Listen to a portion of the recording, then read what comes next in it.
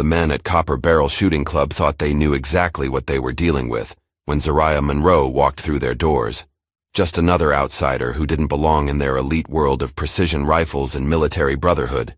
So, when they handed her a broken weapon and laughed as it malfunctioned, when they whispered jokes about beauty pageants and nail salons, when Colonel Harrow himself warned her that she was nothing more than a distraction, they believed they had successfully put this quiet black woman in her place.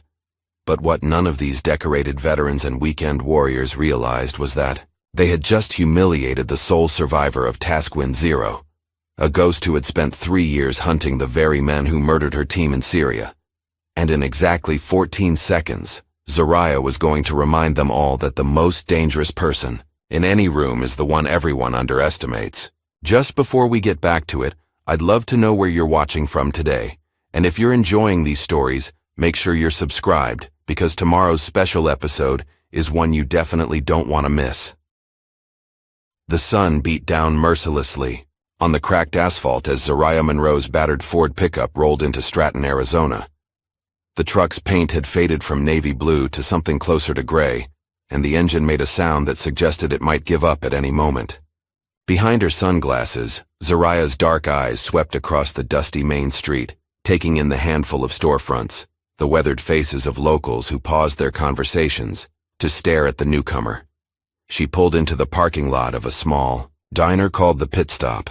The sign out front was sun-bleached and crooked, advertising best coffee in 50 miles in faded red letters. Zariah sat in the truck for a moment, her hands still gripping the steering wheel. Through the diner's windows she could see people inside, their heads already turning in her direction. The bell above the door chimed as she entered. Conversations didn't exactly stop, but they certainly quieted. Zariah made her way to the counter where a heavy-set woman with graying hair looked up from wiping down coffee cups. "Help you with something, honey?" the woman asked, her voice carrying the rough kindness of someone who'd spent decades serving coffee to truckers and locals. "Looking for work," Zariah said simply. "Saw the help wanted sign."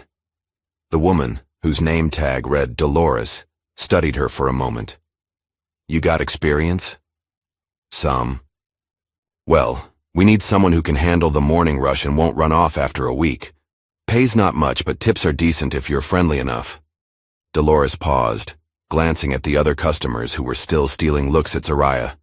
"You sure you want to work in a place like this? Folks around here can be set in their ways." Zariah's expression remained neutral. "I've worked in worse places." That first week passed quietly. Zariah served coffee, took orders, and cleaned tables without much conversation beyond what was necessary. But she listened. She listened to the ranchers complaining about cattle prices, to the truckers griping about new regulations, and especially to the group of men who came in every Tuesday and Thursday morning, dressed in expensive outdoor gear and talking loudly about something called Copper Barrel. "Jake put 3 shots in the center ring from 300 yards yesterday," one of them was saying, his voice carrying across the diner. "Kid's got talent." "Still nothing compared to what Gideon can do," another replied. "Man's got nerves of steel. Been to 3 tours, you know." Zariah refilled their coffee cups without comment, but she noticed how they carried themselves. The way they sat, the way they watched people enter and leave. These weren't just weekend warriors playing with guns. These men had training. On her first day off, Zariah drove the 20 minutes out to Copper Barrel Shooting Club. The facility sat on a rise overlooking the desert, a collection of low buildings surrounded by various shooting ranges. The main building was impressive for a rural club, with large windows and what looked like expensive stonework. Several luxury trucks and SUVs filled the parking lot. The interior was even more impressive. Polished wood paneling, mounted animal heads, and glass cases filled with vintage firearms. Everything about the place screamed money and exclusivity. Behind the front desk, a young man with perfectly styled hair looked up as Zariah approached. "Can I help you?" he asked, his tone suggesting he already knew she didn't belong. "I'd like to register for shooting lessons," Zariah said. The young man's eyebrows raised slightly. He glanced toward a group of older men standing near a display case of rifles. One of them, a stocky man with a gray beard and military tattoos covering his forearms, had noticed the exchange. "Hey, Tyler," the bearded man called out, loud enough for half the club to hear. Ain't the beauty pageant down the road? Laughter erupted from the group. Zariah didn't flinch, didn't even turn to look at them. She kept her eyes on Tyler behind the desk. Sorry about that, Tyler said, though his smile suggested he found it amusing. That's Jed Walsh. He's colorful. He reached under the counter and pulled out some paperwork. Here's what you'll need to fill out. Zariah looked down at the forms. The header read, Copper Barrel Janitorial Services, Employment Application. I think there's been a mistake, she said quietly. I'm here for shooting lessons. Tyler glanced at the papers as if seeing them for the first time. Oh, wow, sorry about that. Must have grabbed the wrong stack. More laughter from Jed's group. Tyler's grin widened. Let me get you the right forms. This time he handed her the correct paperwork, but as she began to read through it, he cleared his throat. I should mention, we require all new members to pass a basic qualification shoot before we can assign an instructor. It's just to assess your current skill level. That's fine, Zariah said. Great. We have some club firearms you can use for the test. No need to bring your own equipment. 20 minutes later, Zariah found herself on the range with a rusted .22 rifle that looked like it hadn't been cleaned in months. The scope was loose, and when she worked the bolt, it stuck halfway. Jed and several other club members had gathered to watch, their arms crossed, smirks plastered across their faces. Take your time, sweetheart, Jed called out. We know this might be your first time handling a real firearm. Zariah chambered around and raised the rifle to her shoulder. The moment she pulled the trigger, she knew something was wrong. The rifle jerked violently in her hands. The bolt flew open and the scope came completely loose, clattering to the ground. Well, that's a shame, Jed said, not bothering to hide his amusement.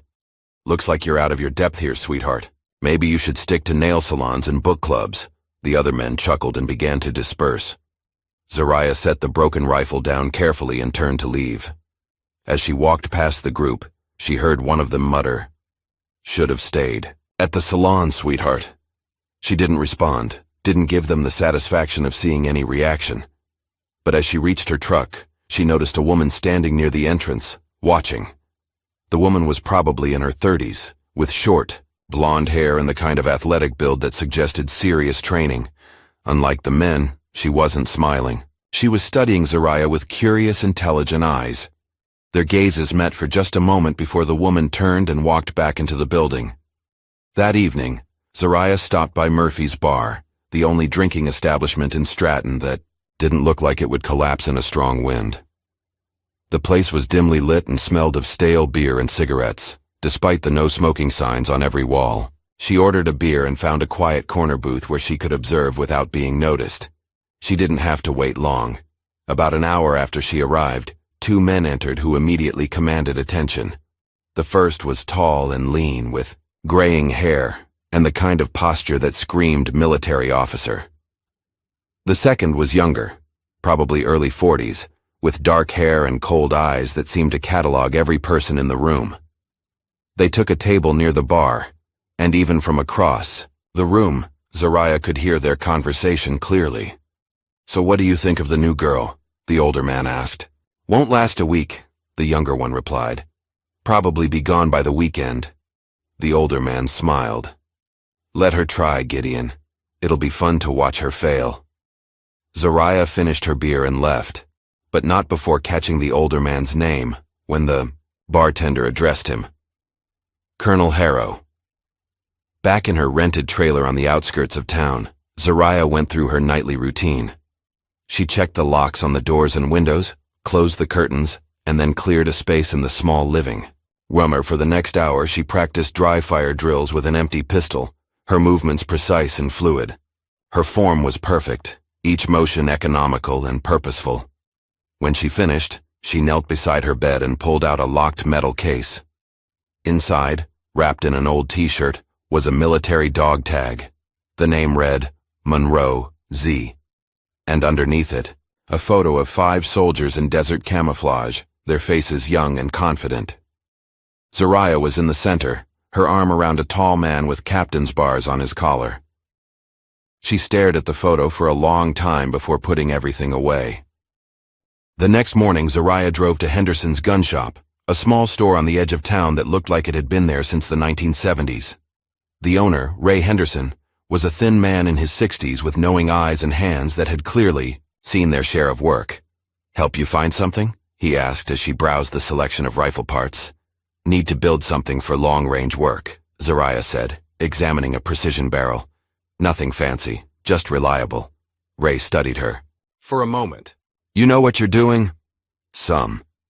Most folks around here just want something loud and impressive. You're looking at parts for a rifle that'll shoot groups you could cover with a quarter at 200 yards. He paused. "People around here don't much. Like different, especially skilled and different." Zariah met his gaze. "I'm not trying to impress anyone." Ray nodded slowly. "Fair enough. But you be careful. This town's got some dark corners, and some folks don't like light being shined in them."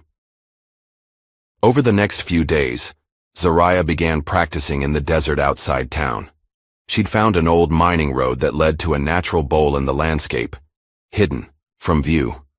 Using discarded beer bottles and cans she'd collected, she set up targets at various distances. She constructed a simple shooting rest from rocks and used a worn rangefinder to measure distances precisely.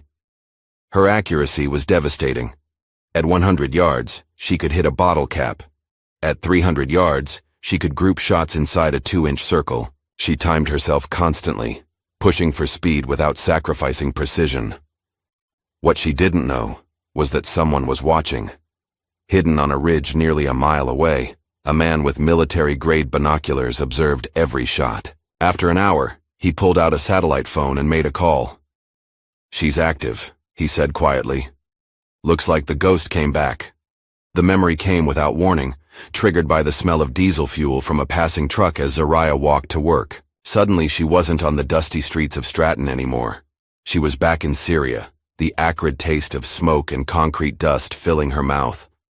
The building was 3 stories tall, and Zariah was positioned on the roof of a structure 2 blocks away. Through her scope, she could see the target building clearly. Her radio crackled to life. "Overwatch, this is ground team. We're in position." "Copy, ground team. I have visual on all entry points. No movement on the 2nd floor. 3rd floor shows. 2 heat signatures in the northwest corner. Acknowledged. Moving in now." Zariah watched through her scope as her team approached the building. Captain Bradley was in the lead, followed by Sergeants Collins and Parker, with Specialists Morrison and Hayes bringing up the rear. These were her people. She'd trained with them, eaten with them, trusted them with her life more times than she could count. "Ground floor is clear," Bradley's voice came through the radio. "Moving to 2nd level." "Copy. Still no movement on your floor. 3rd floor signatures remain stationary." That's when everything went wrong. The explosion wasn't from inside the building. It came from above, a precision airstrike that turned the 3-story structure into a crater in less than 2 seconds. The blast was so intense that Zariah was knocked flat on her rooftop position, her ears ringing, debris raining down around her. "Ground team, report!" she screamed into her radio. "Ground team, do you copy?" Nothing but static. "Ground team, please. Respond!" Still nothing. She'd remained in that position for 3 hours, calling their names over and over until her voice gave out, until the rescue teams arrived and pulled her away from the scope she'd been clutching like a lifeline. Back in her trailer, Zariah shook off the memory and reached for a manila folder she kept hidden under her mattress. Inside was a psychological evaluation stamped with red ink. Dishonorable discharge. Culpable for mission failure. Her photo was paper-clipped to the top, along with a note in handwriting she recognized. Operator compromised friendly forces through negligent intelligence gathering. The evaluation detailed her inability to provide accurate Overwatch intelligence and failure to identify imminent threat to ground personnel. It was signed by Colonel Marcus Harrow. Zariah lit a match and held it to the corner of the paper. As the flames consumed the lies, she made a promise to the ashes. Not this time. The next day, Sophie Hale appeared at the pit stop during the lunch rush. She ordered coffee and a sandwich and took a seat at the counter. When Zariah brought her order, Sophie looked up with those same intelligent eyes from the shooting club. "You're the new waitress," Sophie said. It wasn't a question. Guilty as charged. "I'm Sophie. I saw you at Copper Barrel the other day." Zariah continued wiping down the counter, not making eye contact. "Did you enjoy the show?" "Not particularly." Sophie took a sip of her coffee. "Can I ask you something? Why shooting? I mean, why that particular hobby?" Zariah paused in her cleaning. "Better to shoot at targets than punch customers." Sophie laughed, but there was something deeper in her expression. "That's not really an answer. It's the only one I've got." Zariah moved to clean the next section of counter, but Sophie's voice stopped her. "My brother's Gideon Hale. He's one of the instructors at Copper Barrel." Now Zariah did look at her. "That's supposed to mean something to me?" "Maybe. Maybe not. But I know what I saw the other day, and those men underestimated you. That could be dangerous for everyone involved." A week later, Zariah returned to Copper Barrel. This time, she didn't ask to register for lessons. Instead, she requested permission to observe the advanced sessions. Tyler at the front desk seemed surprised but didn't object. She found a spot on the observation deck overlooking the main range and watched as Gideon Hale demonstrated a high-speed precision shooting drill. He was good, Zariah had to admit. His movements were efficient, his breathing controlled. He engaged 12 targets at varying distances in just under 30 seconds. What the observers didn't notice was that Zariah was timing him with a small digital watch hidden in her palm. 30 seconds exactly. She studied his technique, noting the slight pause before each shot, the way he favored his right eye, how he shifted his weight during transitions. After the demonstration, Colonel Harrow approached her. Up close, he was even more imposing than he'd appeared in the bar. His gray eyes were the color of winter storms, and when he smiled, it didn't reach them. "Miss Monroe, isn't it?" he said, extending his hand. "I'm Colonel Marcus Harrow, club president."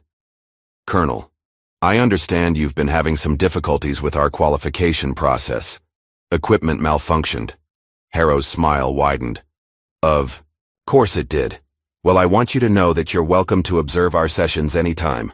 We believe in being inclusive here at Copper Barrel. He paused, letting the word hang in the air like a challenge. "However," he continued, "I should mention that you seem to be something of a distraction to our members. If you were to step out of line in any way, you'd be asked to leave. Permanently." Zariah met his gaze steadily. "I'm used to not being wanted, sir." "I'm sure you are." Harrow's expression didn't change, but something cold flickered behind his eyes. "Enjoy the rest of your visit." Meanwhile, Sophie was having her own doubts about Zariah. The woman's reaction to the sabotaged rifle had been too controlled, too professional. Normal people got frustrated or angry when equipment failed. They didn't calmly assess the damage and walk away without a word. Sophie had contacts in the military from her own brief stint in the army before she'd gotten out to care for her sick mother. She made a call to a tech sergeant she'd known at Fort Bragg. "I need you to look someone up for me," she said. "Zariah Monroe. Probably served in the last 10 years. Soph, you know I can't just go fishing through personnel files. Please, Jake, it's important." There was a long pause. "Give me a few days. And you owe me big time for this." The call came 3 days later while Sophie was at the gun range practicing her own shooting. She stepped outside to take it. "Sophie, what the hell are you mixed up in?" Jake's voice was tense. "What do you mean?" Zariah Monroe was in a unit called Taskwind Zero, Black Ops, deep cover. Her records have been scrubbed so clean they barely exist, and what's left is buried under classification levels I can't even access. Sophie felt her stomach drop. What happened to her? I don't know. But whatever it was, someone wanted her erased from the system completely. The only reason I found anything at all is because a friend of mine in intelligence owed me a favor. That evening, Sophie was working late at the diner when a customer got aggressive with Zariah. He was drunk, probably coming off a 3-day bender, and he'd been getting increasingly belligerent throughout his meal. "Coffee's cold," he slurred, slamming his cup down on the counter hard enough to rattle the sugar dispenser. "I'll get you a fresh cup," Zariah said calmly, reaching for the coffee pot. Don't want a fresh cup. Want this one hot. He grabbed Zariah's wrist as she poured. You people don't listen, do you? What happened next took less than 2 seconds. Zariah twisted her wrist in a way that forced the man to release his grip, while simultaneously using her free hand to pin his arm to the counter, in a joint lock that would have made a martial arts instructor proud. The drunk went from aggressive to gasping in pain before he even realized what had happened. The coffee is hot now, Zariah said quietly, releasing him. Enjoy your meal. The man stared at her for a moment, nursing his wrist, then threw a 20 on the counter and stumbled out. Sophie had watched the entire exchange from the kitchen doorway, and what she'd seen confirmed her worst fears. That was not the reaction of a waitress. That was the reaction of someone with serious combat training. By the time Sophie turned around to say something, Zariah had already disappeared through the back exit. The next morning, Sophie confronted her in the parking lot behind the diner. Worry. Need to talk, Sophie said. Zariah stopped walking but didn't turn around. About what? About who you really are. Now Zariah did turn, and Sophie saw something in her eyes that hadn't been there before. Not anger exactly, but a kind of weary resignation. I served, Zariah said simply. That's all you need to know. Taskwind 0. Zariah's expression didn't change, but Sophie caught the slight tightening around her eyes. That name doesn't mean anything to me. Jake says it was Black Ops, says your records were scrubbed.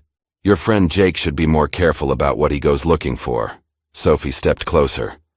Look, I don't know what happened to you or what you're doing here, but I know my brother. I know Colonel Harrow. Whatever you're planning, these men aren't just playing weekend warrior. They're hiding something, and if you're not careful, you're going to get yourself killed. For a long moment, the two women stared at each other. Finally, Zariah spoke. What makes you think I'm planning anything? Because people don't come to places like this by accident, especially not people with your particular set of skills. Zariah was quiet for so long that Sophie thought she wasn't going to respond. When she finally spoke, her voice was barely above a whisper. Sometimes the only way to find the truth is to let people think they've won. The next day, Colonel Harrow called Zariah personally to extend an invitation to a special event at Copper Barrel. It's an exclusive gathering, he explained over the phone. Only for our most dedicated members and those who show exceptional promise. What kind of event? A competition of sorts. A chance to prove yourself among peers. Think you're up for it? Zariah stared out the window of her trailer at the desert beyond. Somewhere out there, her team was buried in graves that didn't bear their names. Somewhere out there, the truth was waiting. I'll be there, she said. The invitation to Colonel Harrow's special event had arrived at the diner 2 days later, delivered by a clean-cut young man who looked like he'd stepped out of a military recruitment poster. Sophie watched from behind the coffee machine as Zariah read the simple white card with its embossed gold lettering. What's that about? Sophie asked during a brief lull in the dinner rush. Zariah slipped the card into her apron pocket. Your brother's boss wants to play games. The elite trials, Sophie said quietly, glancing around to make sure no other customers were listening. I've heard Gideon mention them. What do you know? Sophie wiped down a coffee cup, buying herself time to think. They're not just shooting competitions. They're tests for people with certain backgrounds. Military, law enforcement, private security. Some of the challenges are legal. Others. She shrugged. Let's just say they don't always follow conventional rules of engagement. What kind of challenges? Hostage scenarios, urban warfare simulations. Sometimes they bring in actual criminals who've agreed to participate in exchange for reduced sentences. Sophie's voice dropped even lower. Gideon came home with a lot of money after the last one, more than his instructor's salary should provide. That weekend, Zariah arrived at Copper Barrel to find the facility transformed. The main building was closed to regular members, and temporary structures had been erected throughout the property. Men in tactical gear moved equipment between stations, their movements precise and professional. This wasn't a weekend warrior competition. This was something else entirely. Colonel Harrow greeted her at the registration table. his smile sharp as a blade. "Miss Monroe, delighted you could join us. I think you'll find today's activities quite educational." He handed her a packet containing a schedule, waiver forms, and a numbered competitor's bib. "You'll be paired with Marcus Webb for the first challenge. He's quite experienced, so don't feel bad if you can't keep up." Webb turned out to be a stocky man in his 30s, with the kind of swagger that came from too many easy victories. He looked Zariah up and down when they were introduced, his expression making it clear what he thought of his chances. "Hope you can handle yourself, sweetheart," he said, checking his gear with exaggerated care. "This ain't like the movies." The first challenge was a timed hostage simulation set up in a mock building constructed from shipping containers. The scenario was straightforward. Neutralize 3 armed hostiles while avoiding harm to 2 civilian targets. Each team had 5 minutes to complete the course. As they waited for their turn, Zariah noticed Webb doing something with his equipment. He was positioned so his body blocked her view, but she caught a glimpse of him adjusting something on her rifle's scope mount. When he moved away, he was smiling. "Ladies first," he said, gesturing toward the starting line. The course began in near darkness. Zariah entered the first container and immediately felt the scope shift loose on her rifle. Webb had loosened the mounting screws just enough to throw off her accuracy without making it obvious. She could hear him moving through the adjacent container, probably taking his time to ensure he'd finish well ahead of her. What Webb didn't know was that Zariah had trained for equipment failures. She quickly removed the scope entirely and switched to iron sights, adjusting her shooting technique accordingly. The targets were closer than optimal for precision work, but within effective range for skilled shooting. The first hostile target appeared from behind a barrier. Zariah's shot took its center mass. The second target was partially concealed behind a civilian cutout. She angled her shot to avoid the hostage and dropped the threat. The third target was positioned at the far end of the container, using a second civilian as a human shield. Zariah took a breath, steadied herself, and fired. The shot was perfect, hitting the hostile target in the head and leaving the civilian unharmed. Her time, 3 minutes, 42 seconds. Webb emerged from his section 30 seconds later, confident and grinning. His smile faded when he saw the scoreboard. "That's impossible," he muttered, staring at Zariah's time. "You were using iron sights." "Equipment malfunction," Zariah said quietly. "Had to adapt." Word of her performance spread quickly through the gathered competitors. As she walked between stations, Zariah could feel eyes following her, hear whispered conversations that stopped when she got too close. Colonel Harrow watched from an elevated platform, his expression unreadable. Gideon Hale appeared at her elbow as she studied the schedule for the next challenge. "Impressive shooting," he said. "Where'd you train?" "Here and there." "That's not really an answer." Zariah looked at him directly for the first time. Up close, she could see the family resemblance to Sophie, but where Sophie's eyes held intelligence and curiosity, Gideon's were cold and calculating. "It's the only one you're getting." That evening, after the other competitors had left, Zariah remained behind. She'd noticed during the day that certain areas of the facility were off limits, marked with signs reading, "Authorized personnel only," and guarded by men who weren't wearing competitor numbers. Using skills she'd learned in places that didn't officially exist, Zariah made her way into the main building through a side window. The interior hallways were dimly lit, and she moved silently toward what appeared to be the administrative section. The first office she checked contained standard paperwork, membership files, and financial records, but the second office, marked with Colonel Harrow's nameplate, was more interesting. The desk was locked, but Zariah had tools for that problem. Inside the main drawer, she found contracts with names she didn't recognize and purchase orders for, equipment that seemed excessive for a shooting club. But it was the encrypted thumb drive taped to the underside of the drawer that really caught her attention. She photographed everything she could and pocketed the thumb drive. As she prepared to leave, footsteps in the hallway forced her to hide behind a filing cabinet. 2 men entered, their voices low but audible. "The Monroe woman is becoming a problem," one said. "She's not supposed to be this good," Harrow says. To let her advance, he wants to see how far she'll push. And then? Then we deal with her permanently. After they left, Zariah waited 10 minutes before making her way out of the building. But instead of heading home, she followed the sound of vehicles moving in the darkness beyond the main facility. What she discovered made her blood run cold. Hidden, behind a stand of cottonwood trees, was a structure that looked like a wine cellar from the outside.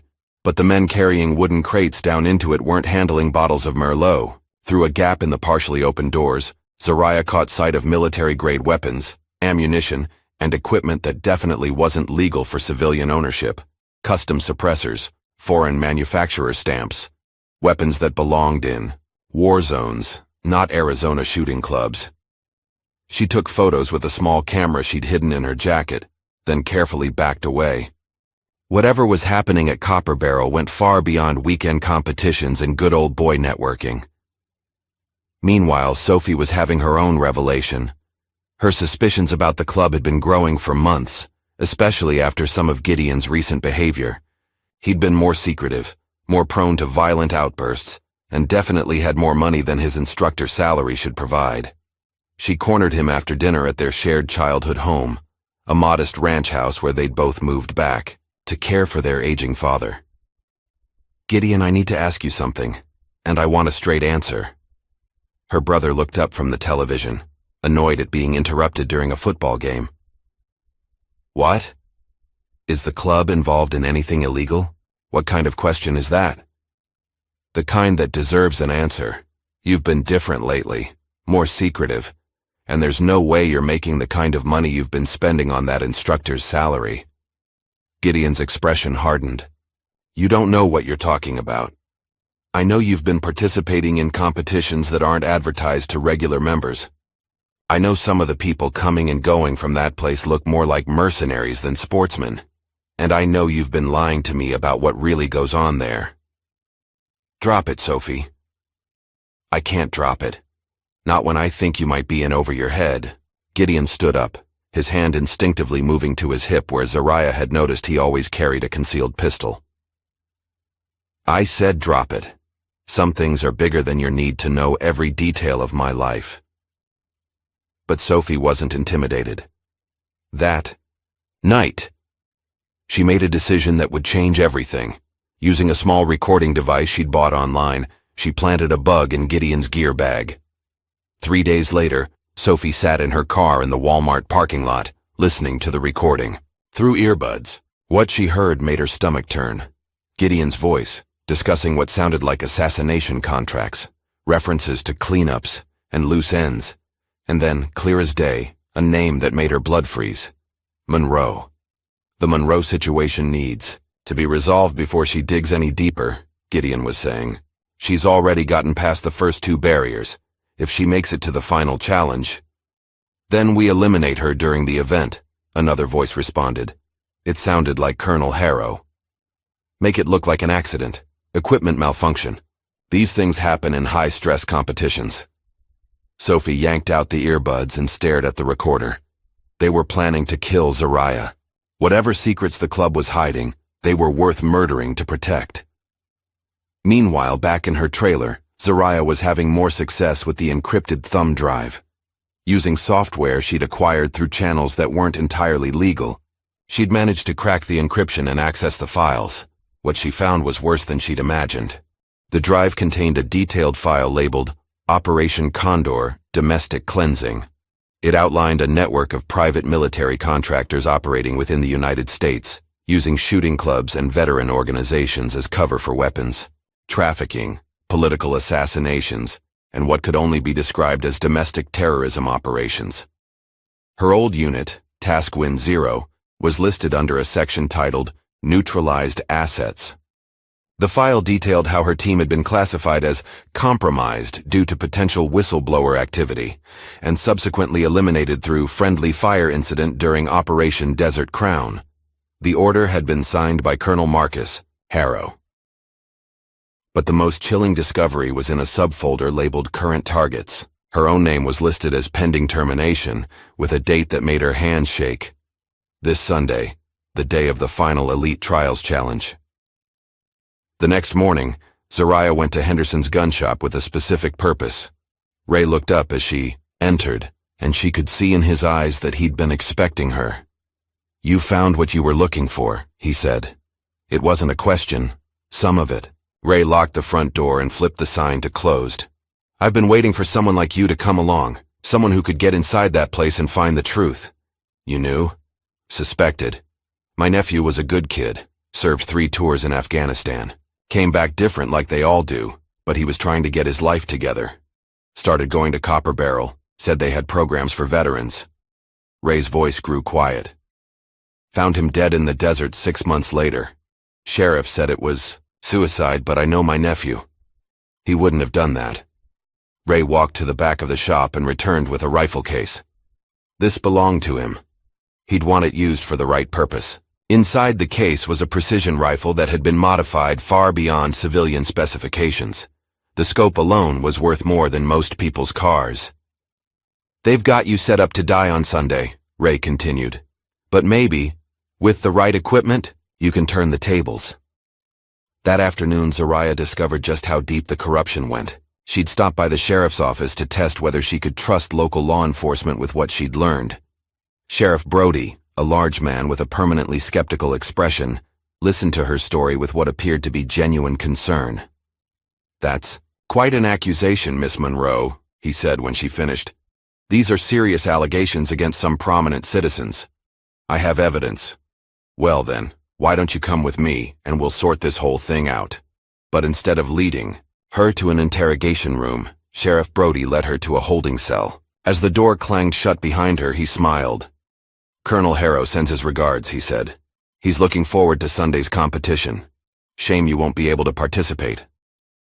Zariah had been in the cell for 6 hours when Sophie appeared. She was accompanied by a woman Zariah didn't recognize, someone with short gray hair and the kind of bearing that suggested military background.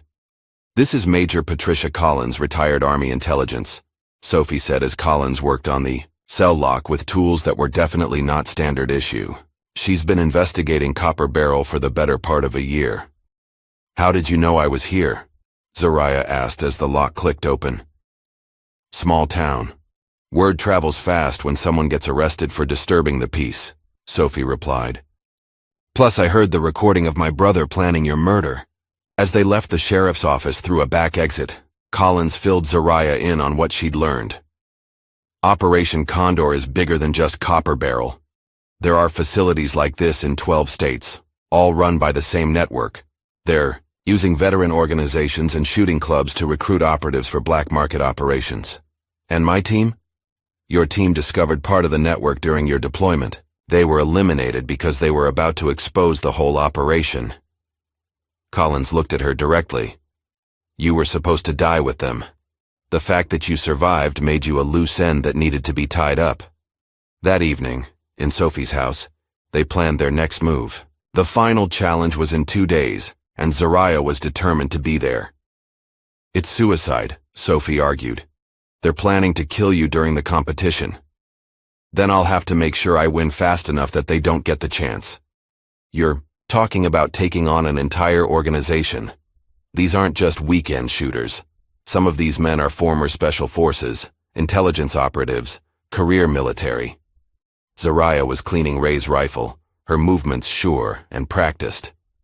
"I was special forces too, and I have something they don't." "What's that?" "Nothing left to lose." Collins had been quiet during most of the planning, but now she spoke up. "There might be a way to expose them publicly.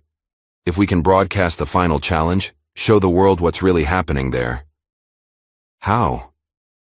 "Sophie has access to the facility as Gideon's sister. She can plant cameras, set up a live stream to media contacts I have in Washington. If we can get footage of the weapons cache, the assassination attempt, maybe even get Harrow or one of the others to admit their involvement on camera." Sophie nodded slowly. "It could work, but we'd only get one chance." "Then we better make it count." The night before the final challenge, Zariah made a phone call she'd been putting off for 3 years. Her father answered on the second ring. "Zariah? Jesus, girl, where have you been?" "I'm sorry, Dad. I know I should have called. Your mother's been worried sick. We heard about Syria, about what happened to your team. We tried to find you, but the army said you'd been discharged and they couldn't give us any information. Zariah closed her eyes. Her father had been a Marine, served 2 tours in Vietnam. He'd understand better than most what she was about to do. Dad, I need you to know something. If I don't make it through the next few days, I want you to tell Mom that I did what I had to do, that I didn't let them get away with it. There was a long silence on the other end of the line. When her father spoke again, his voice was rough with emotion. You found the bastards who killed your team. Yeah. You be careful, baby girl. But you finish what they started. I will. And Zariah? I'm proud of you. I should have said that 3 years ago. The final challenge was announced the next morning. Legacy Shot. A one-on-one precision shooting duel between Zariah and Gideon Hale. The event would take place at sunset, on the long-range course overlooking the desert. Colonel Harrow made the announcement personally, his smile cold and satisfied. It'll be a friendly competition, of course. May the best shooter win. But as Zariah checked her equipment one final time, she knew there was nothing friendly about what was coming. This was war, and only one side was going to walk away alive. Sophie activated the hidden cameras she'd placed throughout the facility. In Washington, Major Collins's media contacts were standing by to receive the live stream, and in the desert outside Stratton, a ghost was about to settle a score that had been 3 years in the making. The sun was beginning to set, casting long shadows across the desert. Zariah took her position, feeling the familiar weight of the rifle in her hands. Across the field, Gideon was doing the same. Between them lay the truth about Syria, about her team, and about a conspiracy that reached deeper into the American military than either of them had imagined. The only question now was who would be left standing to tell the story. The desert air was still and heavy as the sun began its descent toward the western mountains. The Legacy Shot had drawn a smaller crowd than the earlier challenges, just the core members of Copper Barrel's inner circle, and a handful of competitors who'd earned the right to witness the final confrontation. They gathered on a raised platform overlooking the long-range course, their voices hushed with anticipation. Sophie crouched in the communications tower, her hands trembling slightly as she activated the final camera. The live stream was all ready, broadcasting to Major Collins' contacts in Washington, and she could see the viewer count climbing steadily as word spread through military forums and encrypted journalist channels. Hidden cameras throughout the facility were capturing everything, from the weapons vault she'd managed to access earlier to the faces of every conspirator present. System is live, she whispered into her hidden microphone. All feeds active. 200 yards below, Zariah and Gideon took their positions on opposite ends of the shooting course. The setup was deceptively simple. A series of steel targets at varying distances, from 300 to 800 yards. Each shooter would engage the targets in sequence, with points awarded for accuracy and speed. The first to complete the course would be declared the winner. What the official rules didn't mention was that this wasn't intended to be a competition with 2 survivors. Gideon approached Zariah before the final equipment check, his rifle slung casually across his shoulder. Up close, she could see the family resemblance to Sophie more clearly, but where Sophie's eyes held warmth and intelligence, Gideon's were cold as winter steel. I want you to know something before we start, he said, his voice low enough that the spectators couldn't hear. I was there, Syria. I watched them burn. The words hit Zariah like a physical blow, but she kept her expression neutral. In her mind, she was back in that desert, watching through her scope as the building that held her team erupted in flames. You gave the coordinates, she said. It wasn't a question. I followed orders. Just like I'm following orders now. Gideon's smile was cruel. They told me you were dead. Should have stayed that way. The memory came flooding back with crystal clarity. Captain Bradley's voice over the radio. Ground floor is clear, moving to second level. The heat signatures on the third floor that never moved, because they'd been corpses planted to draw her team into the kill zone. The airstrike that came not from enemy forces, but from their own command. Zariah saw herself again on that rooftop, helpless, screaming into the radio as her family burned below. She saw herself later, in the debriefing room, as Colonel Harrow.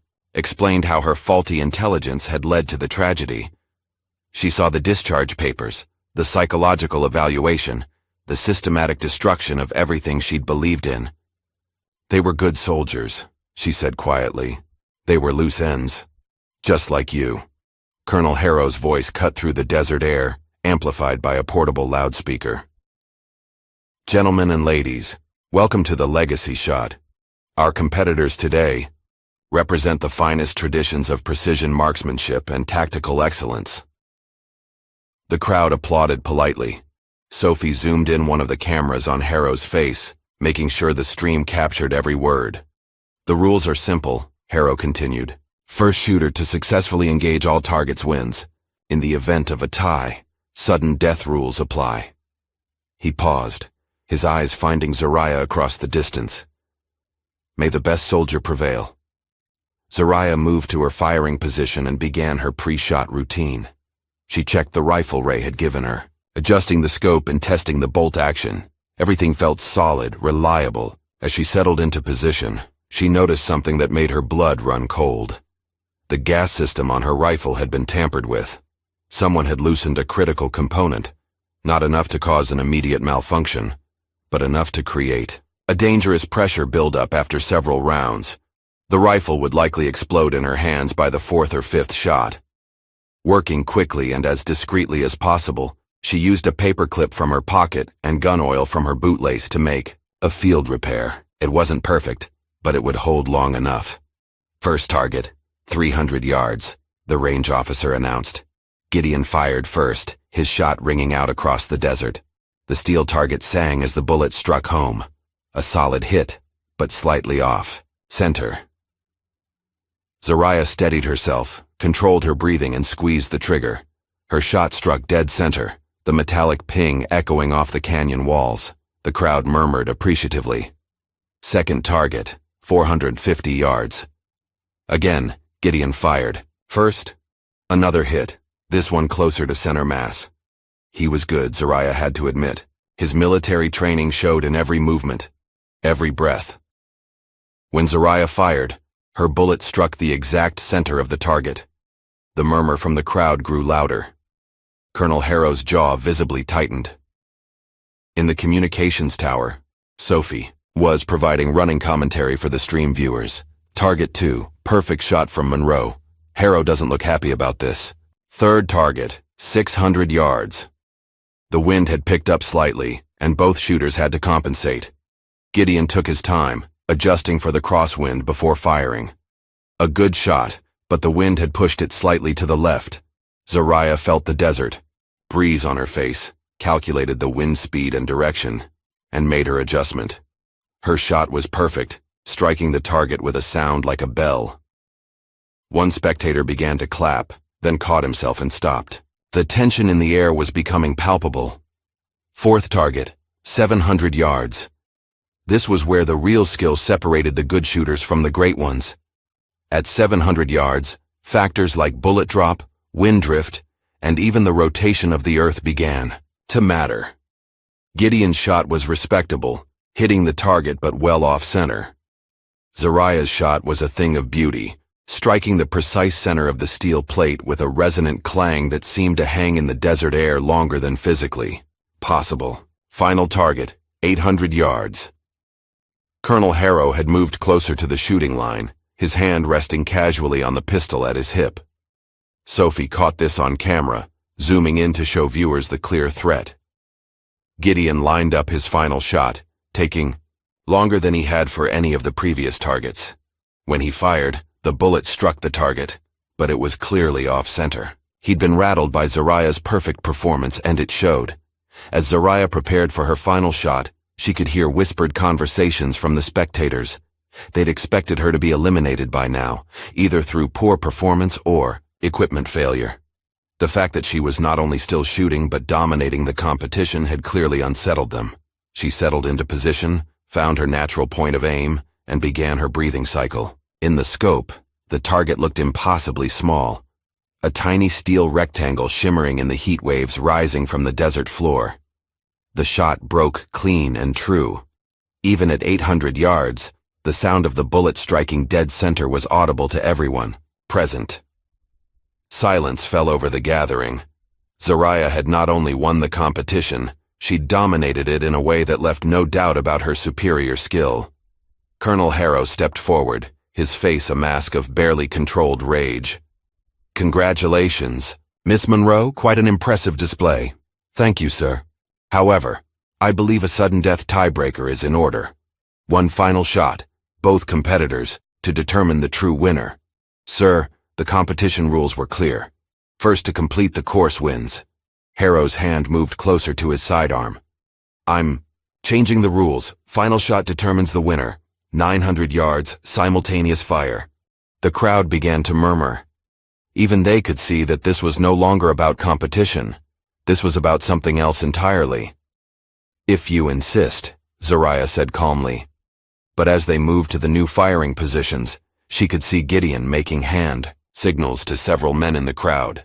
The setup was becoming clear. Win or lose, she wasn't supposed to leave this desert alive. The 900-yard target was barely visible even through a high-powered scope. At that distance, a perfect shot required not just skill, but a deep understanding of ballistics, environmental factors, and the particular characteristics of the rifle being used. "On my mark," Harrow announced. "Both shooters will fire simultaneously. Best shot wins." Zariah settled into position, but instead of aiming at the distant target, she made a different calculation. Through her scope, she could see Gideon's position. Clearly, she could also see the armed men who had quietly moved to surround the shooting area. "Ready," Harrow called out. Zariah shifted her aim slightly. "Fire!" 2 shots rang out simultaneously, but while Gideon's bullet sailed harmlessly past the 900-yard target, Zariah had aimed at something else entirely. Her bullet struck Gideon's rifle just forward of the action, shattering the stock and sending the weapon flying from his hands. He rolled away, reaching for his sidearm, but Zariah was already moving. "That's enough!" she shouted, loud enough for Sophie's cameras to pick up clearly. "No more games, no more lies." Colonel Harrow drew his pistol, but Zariah was faster. She put a round into the dirt at his feet, close enough to spray him with sand and stone fragments. "I said enough." She swung her rifle toward the crowd, where several men were reaching for their own weapons. "Everyone stops moving, or the next shot won't be a warning." The desert fell silent except for the wind. From her position in the communications tower, Sophie could see the viewer count on the live stream climbing rapidly. What had started as a few dozen viewers had grown to hundreds, then thousands. Military forums were buzzing with activity, and several major news networks had apparently picked up the feed. "This is going out live to half the country," she whispered into her microphone, knowing that Major Collins would relay the message to the appropriate people. On the shooting range, Zariah kept her rifle trained on the crowd while she spoke. 3 years ago, my unit was murdered in Syria, not by enemy forces, by our own command, because we discovered something we weren't supposed to know." "You're talking nonsense," Colonel Harrow said, but his voice lacked conviction. "Operation Condor," Zariah continued, her voice carrying across the desert. "A domestic terrorism network using veteran organizations as cover for weapons trafficking and political assassinations. 12 facilities across the United States. All run by the same people who murdered my team." She could see the shock on some faces in the crowd. Not everyone present was part of the conspiracy. Some were legitimate competitors who'd been unknowingly participating in a cover operation. "The evidence is already in the hands of federal authorities," Zariah said. "Financial records, weapons inventories, communication logs, everything you thought you'd buried." Colonel Harrow's composure finally cracked. "You have no idea what you're interfering with. This operation serves national security interests that go beyond your limited understanding. Murdering American soldiers serves national security? Your unit was compromised. They were going to expose classified operations to enemy forces. My unit discovered that you were selling weapons to the same insurgents we were fighting. They were going to report that American soldiers were dying because of guns you put in terrorist hands." The accusation hung in the desert air, like a physical presence. Several of the legitimate competitors began backing away from the platform, finally understanding that they'd stumbled into something far beyond a shooting competition. But Colonel Harrow wasn't finished. Even if that were true, what makes you think you'll live long enough to see justice done?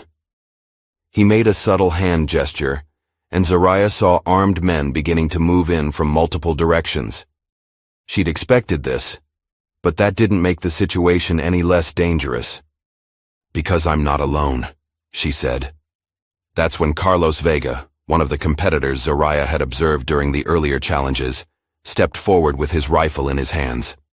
Unlike the others, he wasn't aiming at Zariah. He was covering her. "Back. This ain't what we signed up for," Vega said, his voice carrying the authority of someone who'd commanded men in combat. "I served 3 tours to protect this country, not to be part of some shadow operation murdering our own people." 2 other competitors joined him, their weapons trained on Harrow's men rather than on Zariah. The crowd was fracturing, with the legitimate members finally understanding the true nature of what they'd been participating in. "Stand down," Harrow shouted, but his authority was evaporating by the moment. That's when Sheriff Brody made his move. He'd been positioned near the rear of the crowd, probably as backup security for the operation. Now he drew his service weapon and began moving toward Zariah. She saw him coming and made a split-second decision. Instead of shooting the sheriff, she put a bullet through the support post of the observation platform. The structure groaned and began to collapse, sending spectators scrambling for safety and creating chaos that disrupted whatever coordinated attack Harrow had planned. In the confusion, Gideon managed to reach a backup rifle someone had dropped. He brought it to his shoulder, aiming at Zariah, but before he could fire, his own sister's voice rang out across the desert. "Gideon, stop!" Sophie had left the communications tower and was standing in the open, her hands raised, but her voice, carrying absolute authority. "It's over. The whole world is watching. If you pull that trigger, you'll be murdering someone in front of thousands of witnesses." For a moment, brother and sister stared at each other across the battlefield that the shooting range had become. In Gideon's eyes, Zariah could see the war between his loyalty to the operation and his love for his family.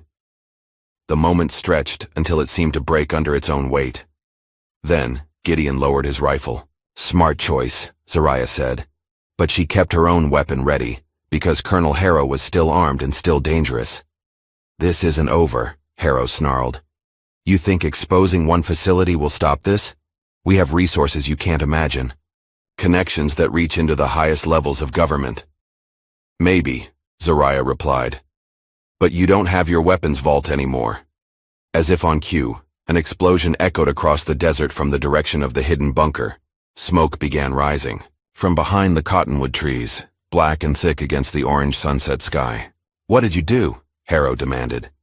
"I made sure the evidence would be available for federal investigators, along with a few insurance policies in case something happened to me." The explosion had been Sophie's work. While everyone was focused on the shooting competition, she'd used thermite charges that Major Collins had provided to destroy the weapons cache. Not to eliminate the evidence, but to make sure it couldn't be moved before authorities arrived. But Harrow wasn't finished.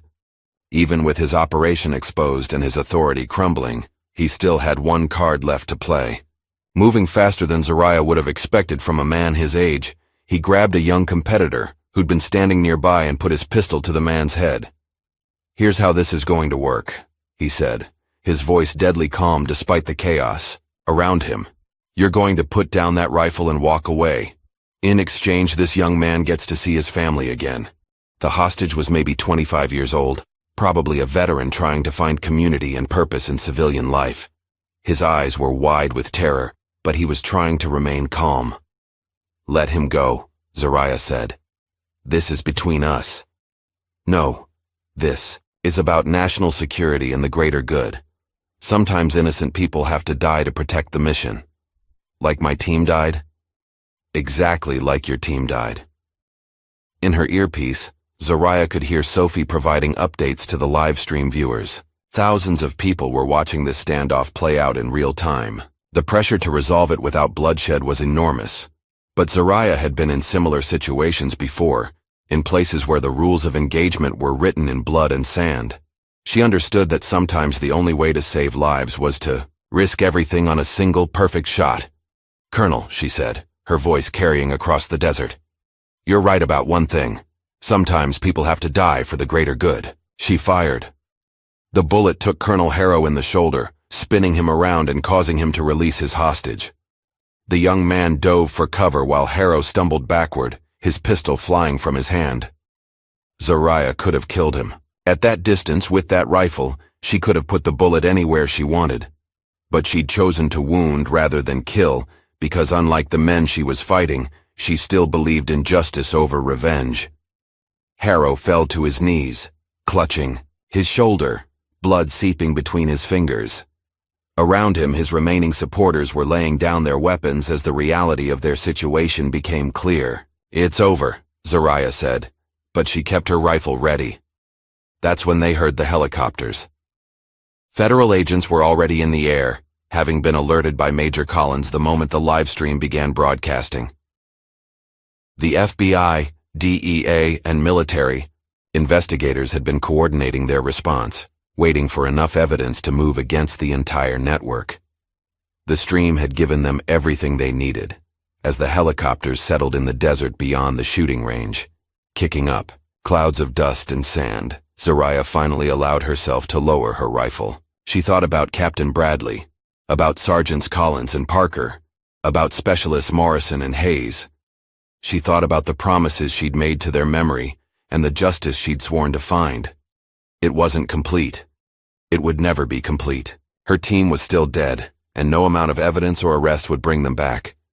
But it was a beginning. Sheriff Brody tried to make one last move, probably hoping to escape in the confusion of the federal raid. But Carlos Vega and the other legitimate competitors had formed a loose perimeter, making sure none of the conspirators could slip away. As FBI agents swarmed the facility, Zariah walked over to where Gideon knelt beside his wounded commanding officer. "You could have killed him," Gideon said, not looking up. "I'm not like you," Zariah replied. "I don't murder people to cover up my mistakes." For the first time since she'd arrived in Stratton, Gideon met her eyes directly. What she saw there wasn't hatred or defiance. It was something that might have been shame. "They told us you were a traitor," he said quietly. "That your unit was going to sell intelligence to enemy forces. And you believed them?" "I wanted to believe them. It made the killing easier." Sophie appeared at Zariah's side, her camera still recording everything for posterity. "The stream reached over 1 million viewers," she said. "Every major news network is picking up the story. By tomorrow morning, everyone in the country will know about Operation Condor." Zariah nodded, but she was watching the federal agents work. They moved with the kind of efficiency that suggested they'd been planning this operation for a long time. Major Collins emerged from one of the helicopters, directing teams toward the weapons vault and the main building. "You did it," Sophie continued. "You exposed them all." "We did it," Zariah corrected. "I couldn't have done this alone." As the sun finally disappeared behind the western mountains, painting the desert in shades of gold and crimson, Zariah allowed herself a moment to feel something that might have been peace. It wasn't the peace of closure, because there would always be more battles to fight and more wrongs to right. But it was the peace of knowing that her team's sacrifice hadn't been in vain, and that their killers would finally face justice. In the POW distance, she could see Colonel Harrow being loaded into a medical helicopter under heavy guard. Gideon and the other conspirators were being processed by federal agents, their hands secured with zip ties, their futures reduced to orange jumpsuits and prison cells. The weapons vault was still smoking, but teams of investigators were already documenting everything they could recover. Financial records, communication logs, and membership lists were being seized as evidence in what would become one of the largest domestic terrorism prosecutions in American history. "What happens now?" Sophie asked. Zariah looked out over the desert, toward the lights of Stratton twinkling in the growing darkness. "Now we let the system work, and we make sure the world remembers what happened here." She picked up her rifle and began walking toward her truck. Behind her, the federal investigation was just beginning. Ahead of her, the road stretched into the darkness, leading toward a future she couldn't yet imagine. But for the first time in 3 years, it was a future she wanted to see. 6 months had passed since the desert showdown that brought down Copper Barrel, and the autumn wind carried a different kind of chill through the military cemetery outside Arlington. Sophie pulled her coat tighter as she approached the section reserved for classified operations, where 5 simple white headstones bore only numbers instead of names. She knelt and placed a bouquet of desert wildflowers on the center grave, the one that would have belonged to Captain Bradley if his identity hadn't been classified beyond recognition. The small bronze plaque she'd fought to have installed read simply, "Taskwind 0, they served with honor." "She made sure you were remembered," Sophie whispered to the silent stones. "It took 3 years, but she made sure." The legal proceedings had been swift once the evidence was presented. The live stream footage, combined with the documents recovered from the destroyed weapons vault and Zariah's encrypted files, had provided federal prosecutors with an airtight case. Operation Condor had been larger than anyone imagined, with tentacles reaching into private military contractors, veteran organizations, and even some legitimate government agencies. Sophie's phone buzzed with a text from Lena Wu, the investigative journalist who'd become the unofficial chronicler of the Copper Barrel story. "Documentary airs tonight. You watching?" Sophie typed back. "Wouldn't miss it." That evening, she settled into her apartment with a cup of coffee and turned on her television. The documentary titled "The Barrel of Lies Inside America's Shadow."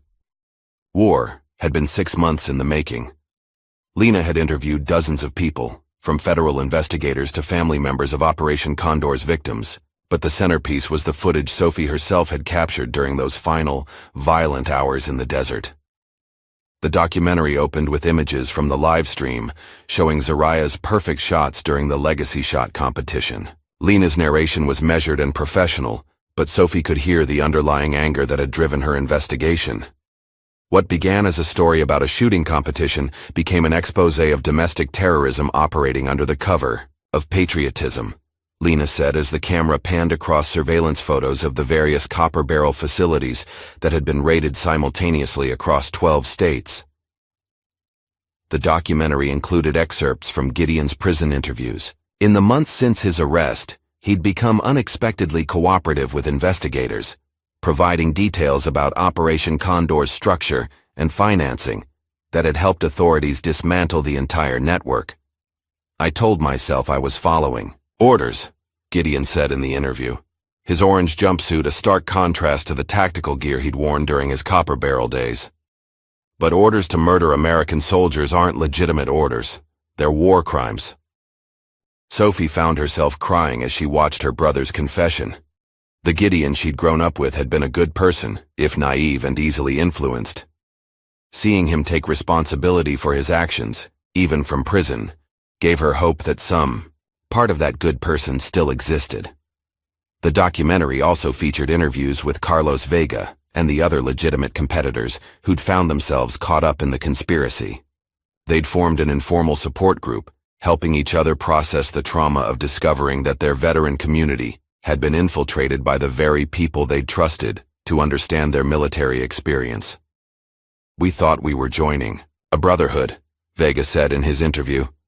"Turns out we were being recruited for a terrorist organization." But it was the final segment of the documentary that hit Sophie hardest. Lena had somehow managed to track down family members of Zariah's fallen teammates, the soldiers who died in Syria believing they were serving their country. Their stories, told through tears and old photographs, gave faces and names to the victims of Operation Condor's conspiracy. Captain Bradley's widow spoke about how she'd never been given a clear explanation of her husband's death, only told that it was classified. Sergeant Collins' parents described their son's dreams of becoming a teacher after his military service ended. Specialist Morrison's sister talked about how her brother had planned to use his military training to become a police officer in their small hometown. These weren't just casualties of war. They were specific, deliberate murders committed to protect a criminal enterprise that wrapped itself in the flag while betraying everything that flag represented. As the documentary ended with footage of Colonel Harrow being led away in shackles, Sophie felt her phone ring. The number was unlisted, but she answered anyway. "Hello? Sophie? It's me." Sophie's heart stopped. She hadn't heard from Zariah since the week after the arrests, when they'd both been required to give testimony to federal investigators.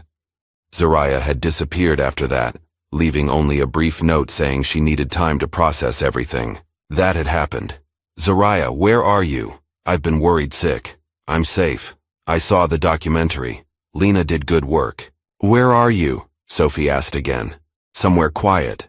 Somewhere I can think. There was a pause. I wanted to thank you. For everything.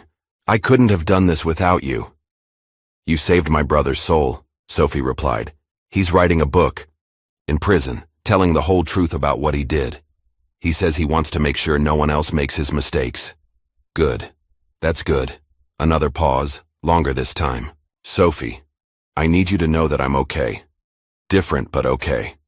For the first time in 3 years, I can sleep without dreaming about that building burning in Syria. Will I see you again? Maybe. Someday. When the world needs fewer ghosts and more people willing to stand in the light. The line went quiet, and Sophie realized Zariah had hung up. Meanwhile, across the country, federal prosecutors were preparing for what they'd already dubbed the trial of the century. Colonel Harrow had been indicted on charges ranging from conspiracy to commit murder to weapons trafficking to violations of the Espionage Act. His lawyers were arguing that he'd been operating under legitimate national security authority, but the evidence against him was overwhelming. The prosecution team included some of the Justice Department's most experienced attorneys, along with military prosecutors who understood the specific nature of Harrow's crimes. Major Collins, now retired from active duty, served as a special consultant, helping them understand the complex web of relationships and cover-ups that had protected Operation Condor for so long. The trial was held in federal court in Washington, with unprecedented security measures. The defendant was a former colonel with connections throughout the military-industrial complex, and several of his co-conspirators had already been found dead in their cells under suspicious circumstances. Gideon testified for the prosecution, his detailed knowledge of Operation Condor's day-to-day operations proving invaluable. Under cross-examination, Harrow's defense attorneys tried to portray him as a low-level operative who'd been manipulated by his superiors, but the evidence contradicted their narrative. Did you personally falsify the intelligence reports that led to the airstrike on Task Wind 0? The prosecutor asked. Yes, Gideon replied, his voice steady despite the weight of the admission. And did Colonel Harrow specifically order you to provide false coordinates for that airstrike? Yes.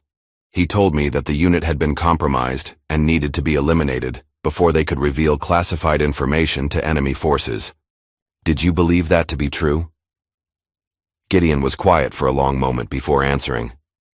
I wanted to believe it was true. But I knew, in my heart, that we were murdering our own people to protect a criminal enterprise. The trial lasted 3 weeks. When the jury returned their verdict, Colonel Harrow was found guilty on all charges. The judge sentenced him to life in prison without the possibility of parole, noting that his crimes represented a betrayal of the oath every military officer takes to defend the Constitution against all enemies, foreign and domestic. But even with Harrow's conviction, the story wasn't over. The Operation Condor network had been extensive, and rooting out all of its connections was proving to be a years-long process.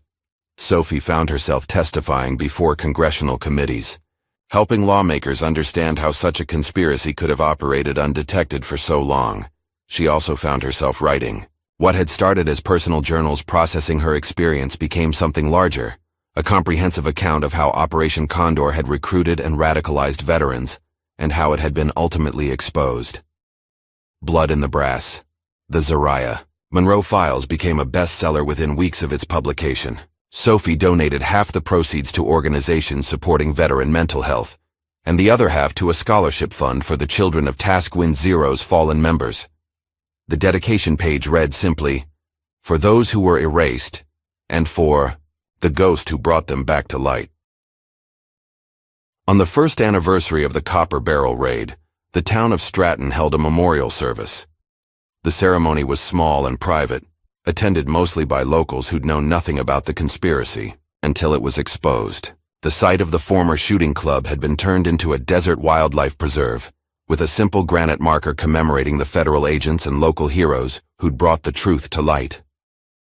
Sophie attended the service, along with Carlos, Vega, and several other former competitors who'd been unwitting participants in Operation Condor's cover story.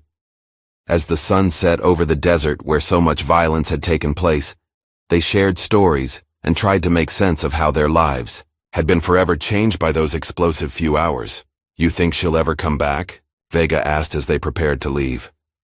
Sophie looked out over the desert, where a lone figure stood silhouetted against the darkening sky, too far away to identify but somehow familiar in posture and bearing.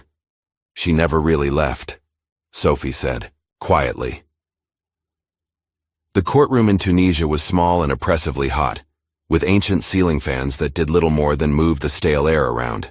Colonel Marcus Harrow sat in chains at the defendant's table, his once imposing presence diminished by months of imprisonment and the orange jumpsuit that marked him as an international fugitive.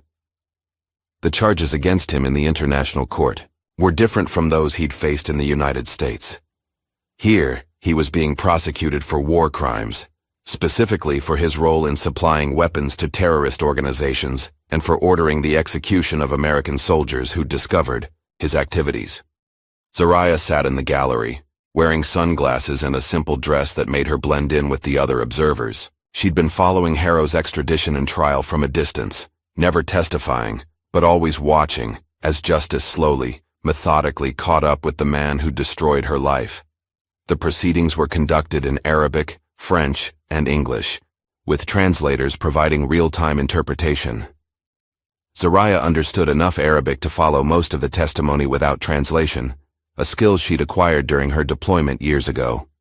When a journalist approached her during a recess, asking if she was the famous Zariah Monroe, she simply smiled and said, "I think you have me confused with someone else."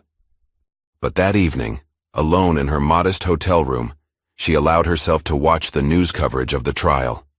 The reporter was discussing how Harrow's conviction in the United States had led to international investigations, revealing that Operations Condor had been part of a larger network of illegal arms dealers and mercenary organizations. The woman known as Zariah Monroe, whose investigation led to the exposure of the conspiracy, has not been seen publicly since the trials ended, the reporter said.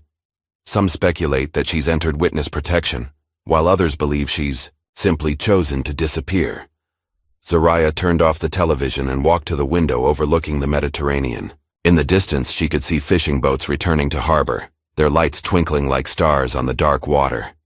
She thought about the path that had brought her here, from that terrible day in Syria, through the violence in the Arizona desert, to this quiet moment of watching justice finally being served. Her phone rang. The caller ID showed a number she recognized but hadn't spoken to in over a year.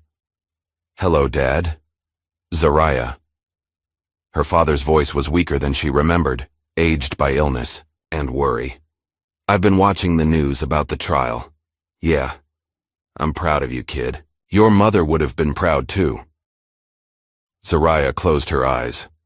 Her mother had died 6 months ago, during the height of the federal investigations. Zariah had wanted to attend the funeral, but the ongoing legal proceedings and security concerns had made it impossible. It was one of many sacrifices she'd made in pursuit of justice. "I should have been there," she said. "You were exactly where you needed to be, fighting for people who couldn't fight for themselves." Her father coughed, a harsh sound that spoke of serious illness. "I need to tell you something. The doctors say I don't have much time left." "Dad, let me finish. I'm not telling you this to make you feel guilty or to rush home. I'm telling you because I want you to know that whatever you choose to do with the rest of your life, you've already made me prouder than any father has a right to be." They talked for another hour, about memories and regrets, about the future and the past. When Zariah finally hung up, she knew it would be the last time she heard her father's voice. 2 weeks later, she stood in a cemetery in Ohio, watching from a distance as her father was laid to rest with full military honors. She couldn't attend the service directly. Too many people knew her face now, and her presence would have created a media circus that would have dishonored her father's memory. But she was there, hidden among the trees at the edge of the cemetery, as the honor guard fired their rifles into the gray autumn sky. She was there when they folded the flag and presented it to her aunt, who'd served as the official next of kin. And she was there when the bugler played taps, the mournful notes echoing across the rows of white headstones. After the mourners left, She approached the grave alone. The headstone was simple. Master Sergeant James Monroe, United States Marine. Corpse, beloved father and patriot. I finished it, Dad, she said quietly. Just like you told me to. The wind rustled through the oak trees overhead, and for a moment, she could almost imagine it was her father's voice telling her that her work was done, that it was time to find peace. 6 months later, Zariah was living under a new name in a small town in Montana, working as a volunteer instructor at a youth outdoor program. The kids she taught were mostly from troubled backgrounds, young people who'd found themselves on the wrong side of the law and were looking for a second chance.